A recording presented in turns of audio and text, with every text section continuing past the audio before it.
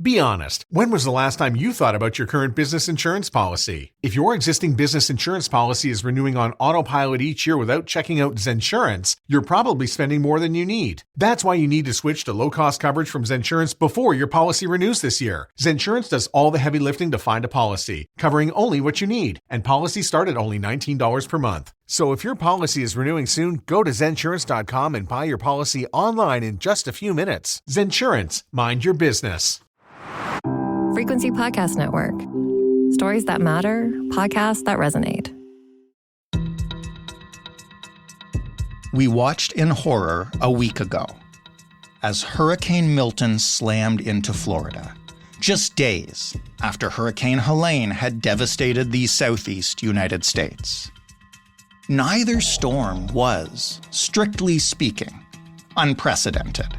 But the power of both of them within 10 days of one another shocked meteorologists and turned the cable news ecosystem volume up to 11. Just an incredible hurricane. It has dropped 50 millibars in 10 hours. I apologize. This is just horrific. And the water now is really starting to pour over. If you look at the ground, whoa. Okay, that wasn't good. We'll probably go inside shortly, but you can see the amount of water here on the ground. This is water from the Manatee River. Hundreds of lives have been lost, thousands of homes, billions of dollars in damages, and proof to many that the climate era is powering more storms of greater intensity. Proof to others, however, that it's a hoax, and meteorologists are not to be trusted, and the government controls the weather, and you get the idea. But here in Canada, our hurricane experts were watching these storms closely. Because in Atlantic Canada, it's hurricane season 2. And if we've entered a new era of superstorms, we need to be ready for them. So do the same factors that supercharged Milton apply in the waters off of our coast? Has Canada seen its own rise in the frequency and power of hurricanes in recent decades? What do you need to know to distinguish between hyperbole, conspiracy, and calm, rational science? And are we ready for what's coming for us? I'm Jordan Heath Rawlings. This is The Big Story. Chris Fogarty is a meteorologist and the program manager at the Canadian Hurricane Center. Hey, Chris. Good morning. Thank you for finding some time for us today. Yeah, no problem. I want to start because everybody's been talking about hurricanes in the United States. As somebody who studies these storms, watching Helene and Milton one after the other over the past few weeks, what went through your head? Yeah, we've had a few questions about that. You know, when's the last time two of these big storms hit the same general area back to back? And we started to look back into our record books, and it's not totally unheard of. There have been some cases in the past, but, you know, it's kind of like a once every 30 years sort of thing where one area will get like a double whammy like that. Florida is certainly the most probable part of the country to get frequently hit by hurricanes, so it's not a complete surprise there, but boy, oh boy, talk about getting kicked while you're down, eh? No kidding, and I feel like we're going to use a lot of that terminology today, the 1 in 30 years, once in a century, once in 1,000 years type stuff. I've heard a lot of that over the past few weeks. Yes, and it's kind of hard to define, too, these frequency statistics. Like, if it depends on how you define it, right? If you're talking about a single city getting hit back to back versus, you know, a province or a state. Right. You know, if you define the area larger geographically, then the frequency of, you know, one after another is, you know, much lower. So, yeah, it's all about math and statistics, you know, how you do define it. And sometimes if you define it a certain way, it can sound a little more dramatic or alarming. Well, we wanted to talk to you today about the potential or possibility of Canada seeing these kinds of storms in the future. And before we get into that, maybe you can just explain to us what your job is at the Canadian Hurricane Center. Like, what exactly do you do? I lead a team of forecasters so that when a hurricane is heading toward eastern Canada or even Ontario and Quebec sometimes feels the effects, I get my group of forecasters, on standby. And I say, well, we might end up needing to staff the hurricane forecast desk for this event. And there'll be actions in sort of a 24/7 mode. And the Canadian Hurricane Center was established back in the late 80s after a couple hurricanes, in particular Gloria in 1985, affected eastern Canada. And we didn't have much expertise in Canada of hurricane prediction. So that's when the Canadian Hurricane Center was established back then, to have a group of forecasters like myself and others to, focus on these particular storms and explain to Canadians what it means when one of these storms heads our way. And before we get into the potential in Canada, a lot of the focus around the U.S. storms was on Hurricane Milton in particular. And people were so worried about, how quickly it strengthened. Can you just tell us what, if anything, you found unique about that storm and what you took away from watching it? Yeah, when I saw Milton develop and rapidly intensify as well, it immediately reminded me of Hurricane Otis almost a year ago to the date. It hit Acapulco. You might have heard of that in the news. It was a huge storm. It went from tropical storm to Category 5 in a matter of a day and a half. And similar with Milton, October tends to be a time when you can get these very rapid intensifying storms because the water is kind of at its warmest down in the tropics and the Gulf of Mexico and around Mexico in general is the hottest waters of the season. So that's when you can get these really rapid intensifying storms. Can you explain a little bit about the discourse we've been hearing about climate change powering this storm in particular? What's the theory behind that? And, how well can we actually determine whether or not climate change impacts an individual storm like Milton? Yes, it's tricky to attribute a particular event to climate change or, human-caused changes in the atmosphere. On a larger scale, if we look at a collection of storms or if we start looking at all the numbers and add up the rainfalls and things like that, we can kind of make some inferences. But we do understand in the science that hurricanes will have the potential to track a little more slowly. Also, warmer atmosphere means more moisture potential, more rainfall potential. So the flooding risk is increasing. But, if we go back to 1954, Hurricane Hazel, Toronto, huge flooding event, that was before all this concern about climate change. So these storms certainly have occurred in impactful ways in the past, even the 1800s. But, the frequency or the magnitude of their impact is more dramatic, more population, more development along the coastlines. So there's many different factors there than just climate change. We're building in prone areas too, which is a big factor. What do all those factors mean for Canada? And specifically, I guess, if you could explain the areas of Canada, probably predominantly the Atlantic, that are vulnerable to these storms. One of the big things we're concerned with is general sea level rise. So that's occurring in many parts of the world, certainly in eastern Canada, even outside of any climate change, human changing the atmosphere. Even without that, the Earth is in this sort of isostatic rebound, it's called, since the last glacial max, so the last ice age. So the Earth is changing just in that alone. So the relative water levels are coming up.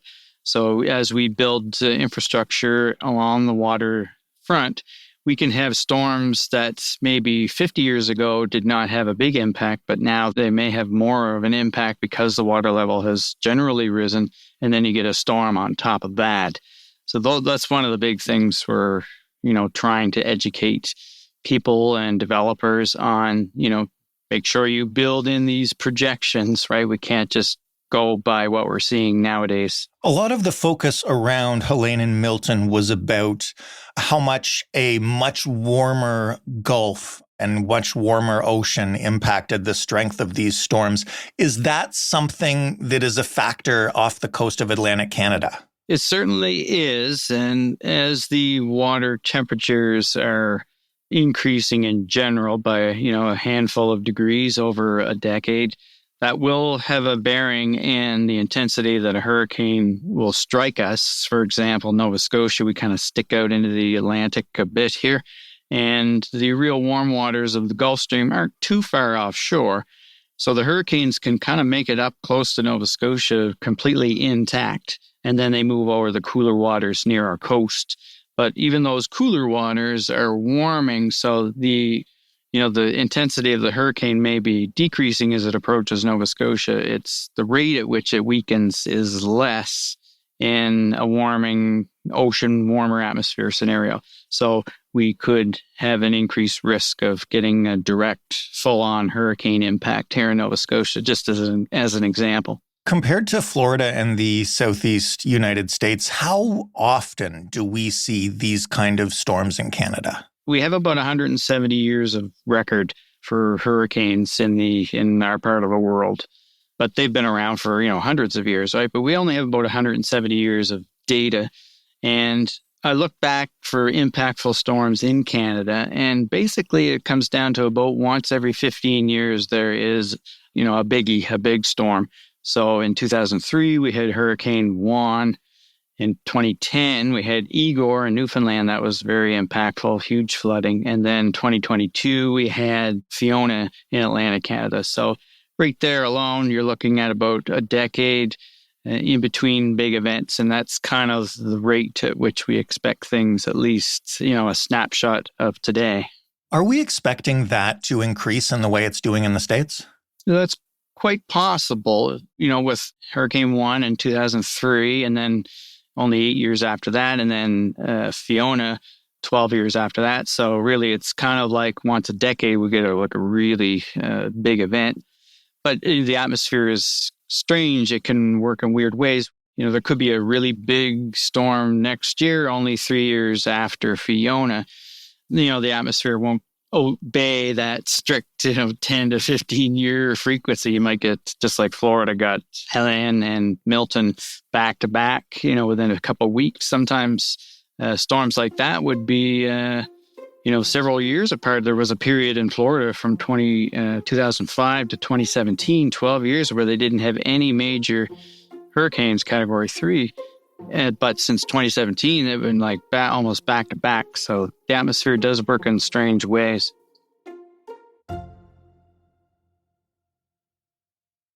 You are speaking so calmly and rationally about this when for the past 3 weeks, I feel like almost everything I've heard about hurricanes has either been terrified or dismissive. How do you feel about the discourse around these storms recently? Yeah, when we can kind of get caught up, I guess, and, as they're happening, it's, very dramatic, and things can feel like on a trend towards chaos because so much has happened in a short period of time. We had a very quiet period through the middle of the hurricane season when we normally would expect a lot. And then the atmosphere and the ocean system will kind of kick into action to balance out. They always try to reach a state of equilibrium. So if you go for a long period without any storm activity, that's kind of a harbinger. Okay, something's going to give. The atmosphere is going to produce a storm to balance itself out. Otherwise, the Earth would continue to warm, at the equator excessively, right? If there was no weather systems to balance out the temperatures. As a meteorologist, have you been following any of the threats, the disinformation, the claims that people in the United States are controlling the weather and sending hurricanes at politically expedient targets? I mean, meteorologists in the States are getting death threats. Have you seen this? I've heard some of this stuff in the news and from colleagues. stories. We, as scientists, we try to remain very objective and stick to our scientific principles and, keep our heads down and keep doing our work. We try not to let this other noise, sometimes we'll refer to it as, even in the social media realm, as we're producing our forecasts as government agencies, we're very disciplined and orderly, and we try to be very pragmatic as well, without hyperbole, very to the point. But meanwhile, we are seeing a lot of this other noise and dramatic forecasts that are filled with maybe excessive hyperbole. So it's a challenge for us. We're doing the forecasting, the science, the meteorology, but then there's the non-meteorological factors, the hype, and all this other stuff that goes on that we try to ignore, but we do, we know it's out there. How does that make you feel? Because I feel like and I ask this to a lot of scientists and experts we have on this program, like there should be nothing more objective and factual and accepted than like weather forecasts from professional meteorologists, right? Like that should be the opposite of political, and yet now it is. Yes, and the best thing we can do as government weather agencies is to stay the course, stay very focused on what we do, and keep providing people that consistent message. Over time, they'll see that, well, when we look at the forecast coming from the Federal Weather Agency, that they deliver it in this very consistent style. And if they start to, use very concerning language, or predicting something very impactful, then people will heed that. Mm-hmm. And they need to as well filter out some of this other distractions or, hyperbole that sometimes comes with this job. It's tricky though, right? It's tricky to sort of filter that other stuff out. Let's leave that stuff to the side for now. We've talked about what the storms might look like in the future. You mentioned earlier that stuff like development and where we build stuff needs to be taken into account, or how we build it. Yes, and we will sometimes work with, we do have partnerships with provinces and municipalities and cities, and we'll work together on providing them some guidelines as to trends, or, you want to build this dock or that pier to this, standard, right? To project into the future what, impacts might be there.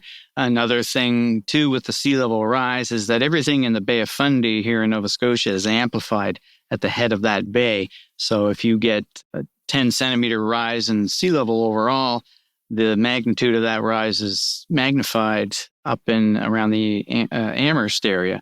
So there's a lot of concern there. If we get a big storm coming in on a high tide, when the moon and the sun are all lined up, there could be the potential for a big, Nova Scotia become almost an island at some point. And that kind of happened about 150 years ago. So we're overdue for a big type of storm like that.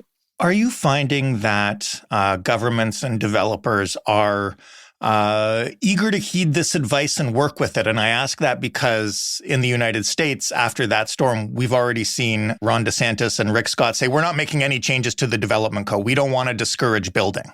Yeah, that's a big thing. And I think it'll always occur. We still see the developments, particularly in the States, too. A lot of properties built right on the water. It's 99% of the time, it's beautiful, calm, tropical oceans, but you get these storms that's, that 1% of the time, and it could mess everything up. But we're seeing, action at different levels in government. Like there's a lot of talk right now and planning, and I think they're starting very soon to shore up some of the berms and the dikes up around the head of the Bay of Fundy in Nova Scotia, between Nova Scotia and New Brunswick there, because there's concern that there could be a big flood. It would come across the main rail and highway connection there to the rest of Canada. So that's a big concern. You've probably been hearing a little bit about that in the news. There's some politics part of that, which levels of government are going to fund it. Right. But there is action. I think in the news cycle today, there's something about breaking ground on building up these levees there. For anybody listening to this who lives in Atlantic Canada or even in Eastern Canada and areas that sometimes get hit by these big ones, what are the easy things that they could do right now to ensure they're ready for whenever the next big storm comes through? I try to get people to think on sort of longer time frame and then the shorter time frame. The shorter time frame stuff, I think most people are quite versed in now.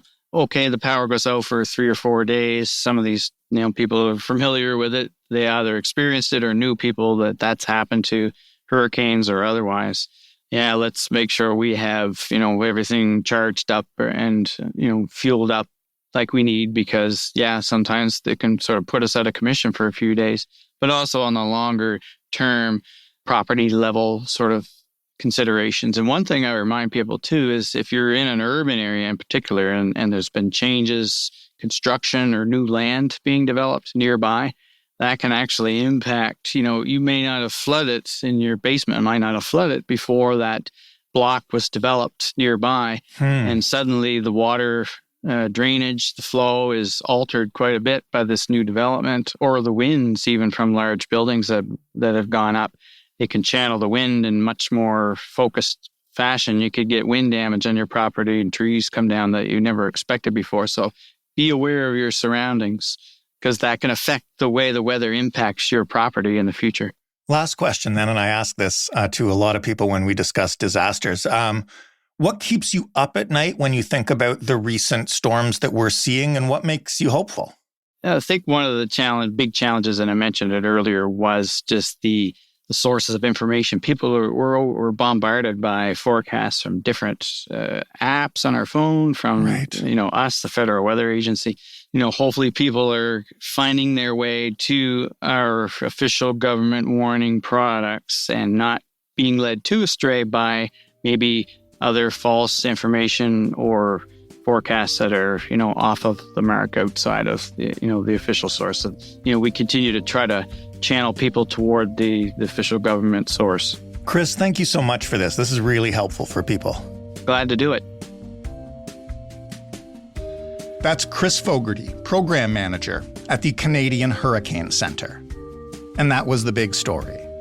For more from us, by now, we're at thebigstorypodcast.ca, and you can send us feedback on any topic you like, and especially ideas for topics we should cover. We love it when we get those. You can send them to hello@thebigstorypodcast.ca, or you can call us up and leave a voicemail at 416-935-5935.